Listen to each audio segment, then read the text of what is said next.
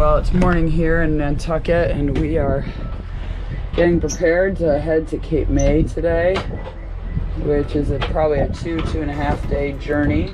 Wow, anchor came up without any issue. And look at this rope. So disgusting, it's like eaten away. And we are off. Goodbye, Nantucket.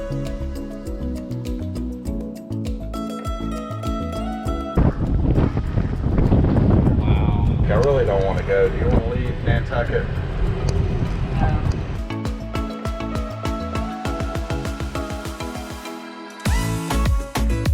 Here's our snack basket. We've got cinnamon roll, power bars, fruit, and then thanks to Shree and Damien, we've got antioxidant trail mix from Nantucket Island. Very, very excited to dig into those. Thank you, Damien and Shree, for these amazing bagels from New York. Breakfast of champions. Well, we put the main and the jib up, and the angle of the wind is not enough to fly them both. The jib was really unhappy, so we took her down and now just flying the main. Planning a trip to sea takes a lot of time. This time, the navigation had us a little stumped. It was a constant conversation. Which route was the safest and the fastest to get from Nantucket to Cape May? We were trying to avoid Hurricane Henri by getting into Cape May before it came up the eastern seaboard. The weather forecast was low winds, so we looked at all the options, both the pros and the cons. Option A, our only not as exposed to the sea choice, was to go through New York City. But this adds a lot of extra time and complication, as you have to time the trip down the East River and out to Sandy Hook with the tides. Option B, to go between Nantucket and Martha's Vineyard, and then follow a rum line to Cape May. But this also required tidal timing, and there was a concern about the shoaling between the islands as well as the wave height. Option C was to go to the east of Nantucket, but this requires that you go pretty far east off the coast to avoid shoaling, and we were warned that it could be quite tricky. Plus, we would be exposed earlier to the Atlantic Ocean. Option D seemed our best choice, to go north of Martha's Vineyard, down the Vineyard Sound, south of Block Island, and then rum line to Cape May. Yes, it would add a little bit of time to our trip, but it gave us a few bailout options if we encountered any issues or weather at the start of our trip. And we had come this way, so we knew what to expect. It was the best of the four options, and this is what we chose.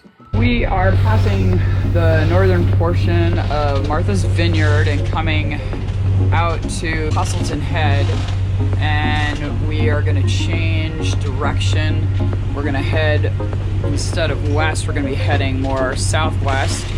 So we're thinking we're going to drop the main and put up the parasail, and we think we'll have the wind and the direction to be able to do that.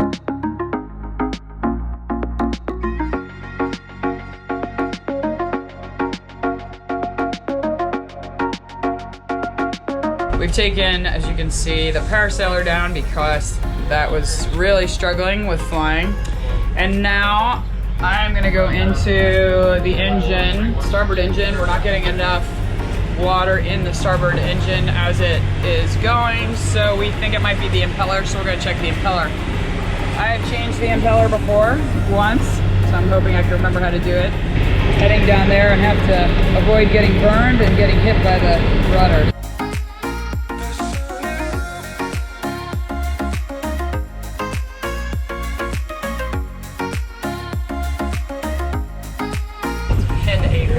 Frustrating day.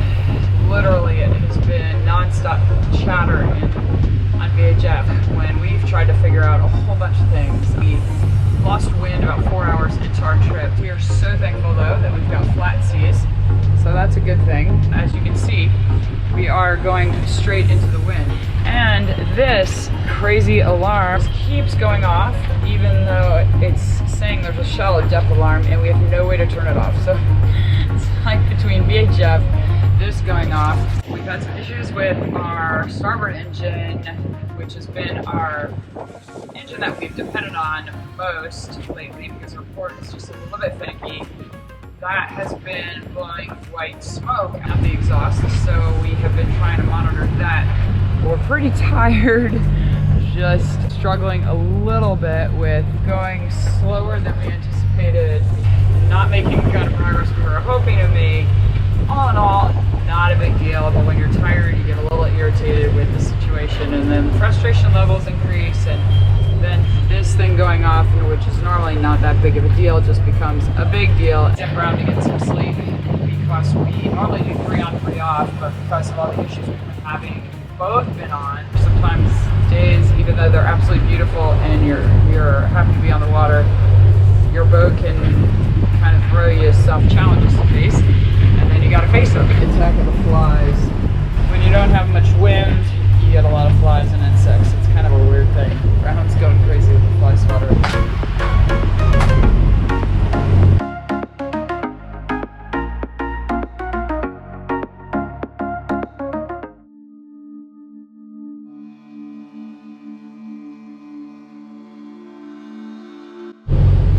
It is a beautiful morning, totally calm and peaceful. The sea is like a lake yet again, though the swell is picking up today. The sun is coming up, and it was an uneventful night, thankfully, and we should be getting in at 2:30 in the morning this coming morning, but we will try and not get in the dark. We got a lot of sleep last night. I was able to get Brown 5 hours of sleep, and then he gave me 4 back, which is nice. So I'm on the 6 o'clock shift now, and he's sleeping. Hopefully we'll get some wind today and be able to put the sails up. We're moving at 6.8 knots, and there's just no wind. We are 215 miles into the trip, and there is our destination there. So we've got that to go. Estimated time of arrival is 4 in the morning. Just passing through the New York City shipping lanes here.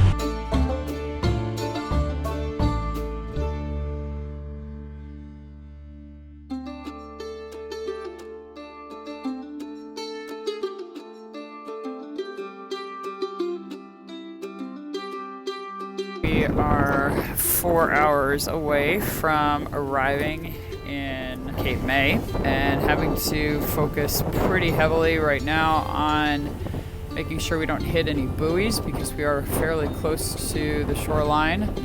You can see a little bit of life there. It's been an intense few hours each of our shifts. Just trying to keep an eye on that.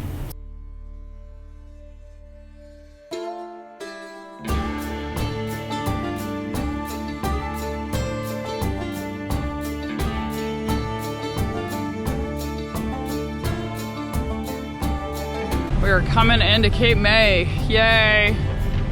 Last night was a bit rough. We were both strapped in. The waves, the wind, everything was bouncing us out of the helm seat. Things are a lot calmer this morning, which is great.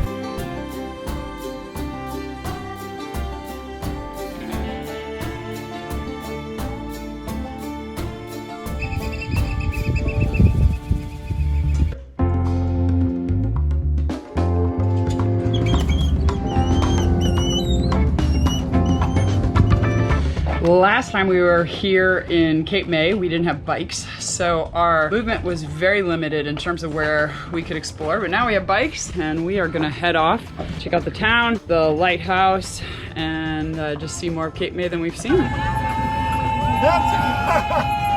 a lot of captains in one spot.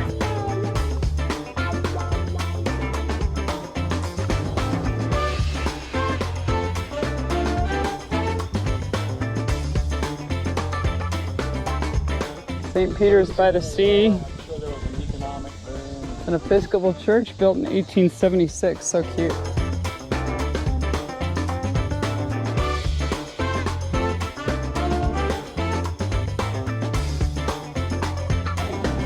This is so cute, so cute.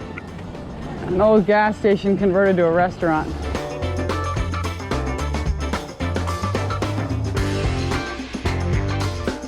Thanks to Kurt and Miss Chris Fishing Center.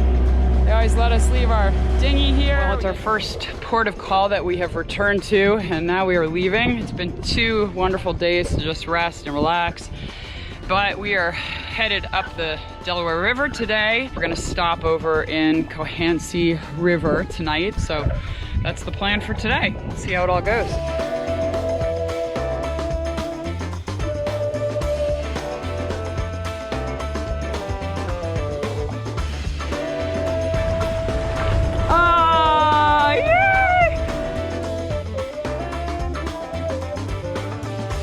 Sails are up. Doing a little motor sailing still because we don't have a huge amount of wind.